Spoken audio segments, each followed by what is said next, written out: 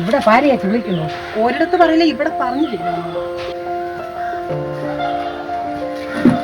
മകളെ, ഇവിടെ വീട്ടിന്റെ ഭാര്യയാച്ചാണ് പറഞ്ഞത്. പറഞ്ഞു കേട്ടാ, എല്ലാം തലേസേ പറഞ്ഞേ.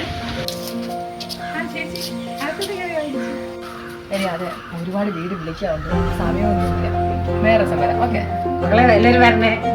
ഓട്ടാവില്ലേ? ശരി. നിങ്ങളെ കൊണ്ട് ഇത്രയും കാലമായിട്ടൊരു വീട് വയ്ക്കാൻ പറ്റിയിരുന്ന അപ്പുറത്തുള്ളവർ വരെ വീട് വെച്ചോളൂ. ഞാൻ ഇനി എന്നും ഈ ചെറിയ വീട്ടിൽ കിടക്കും. നിങ്ങൾ ഇങ്ങനെ കുത്തിയിരുന്നു. എടി, എൻ്റെ പൈസ ഇല്ലാതായിരുന്നു, നിനക്ക് അറിയുന്നത്. ഞാൻ എങ്ങനെ പൈസ ഉണ്ടാക്കാനാ? എന്നെ കൊണ്ട് പൈസ ഉണ്ടാക്കി ഞാൻ എന്നേ വീട് വെച്ചേനെ. അതിന് ഞാൻ നിങ്ങളുടെ നാളെ തന്നെ വീട് വെക്കാമെന്ന് പറഞ്ഞില്ലല്ലോ. പതിയെ പതിയെ വെച്ചാൽ മതി. എടി, ബേസ്മെന്റ് ഇട്ടുന്നതിന് വേണ്ടി 2 ലക്ഷം രൂപ അതെവിടെ നിന്ന് ഒപ്പിക്കാനായി? അതല്ല നീ പറഞ്ഞാൽ മനസ്സിലാവത്തില്ല. അത് സാരമില്ല ചേട്ടാ, നമുക്ക് ഈ മാല പണയം വെച്ചിട്ട് അത് ആ പണി ഒന്ന് തുടങ്ങാം. പിന്നെ എല്ലാവരും കടമൊക്കെ മേടിച്ചിട്ട് തന്നെയല്ല തുടങ്ങുന്നത്. പിന്നെ പയ്യെ പയ്യെ നമുക്കങ്ങ് നടക്കാറില്ല.